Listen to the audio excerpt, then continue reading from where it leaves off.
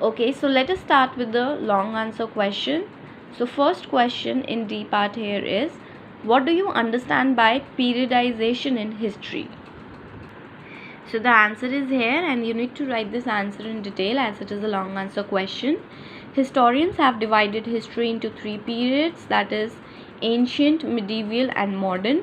These broad divisions mark how the society, economy, culture and politics of one period differed from that of the preceding or the succeeding period. Periodization in history has changed over time. We divide history into periods on the basis of something which has had a profound impact on the way we live. For example, some historians say that the change from the ancient to the medieval period occurred with the arrival of Turks in India. The process of setting up an empire brought about profound change in the way of life of the people. The change from medieval to modern occurred with the arrival of British on the shores of India. All this, however, is simplistic reasoning. Can we say that the life of the people underwent a sudden change when the Turks came to India or when the British arrived in India? If our answer is yes, then the divisions are meaningful. If our answer is no, then these periods reflect a change only at a political level. In case societies and economies take a long time to change and often cannot be periodized. Okay, so generally what is periodization in history? That historians have divided history into three basic periods, and how it is associated with a certain change. Every period is different with other period in terms of change in society, economy, culture and politics. That means everything within a certain period change.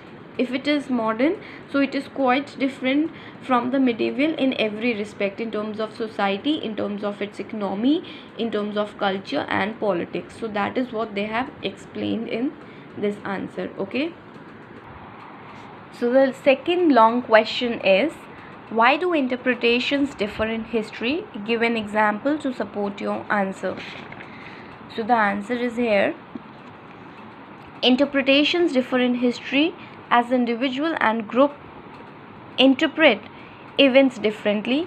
For example, the British wanted to downplay the popular nature of revolt of 1857, so they termed it a sepoy mutiny, thereby implying that only some sepoys of the English East India Company revolted on the issue of greased cartridges. The masses, they said, were left untouched by the sequence of events. Indian historians, however, treat it differently. Contemporary records also support them. They tell us that the common people played a vital part in the events, and the real reason for the uprising was the exploitative nature of the British rule. So there are generally different opinions and interpretations in history. It is for us to get to the bottom and dig out the truth. For this, we should not rely on only one source, but we should also look at other sources. So what are they saying? That how is interpretation different in history? So for even one event, if we are talking about one single incident of revolt of 1857, so the Britishers' view was different on this revolt, while the Indians had a different view. So that is why interpretations in history can never be same, or can never be that of similar answers, because everybody is looking at history in a different way. Okay.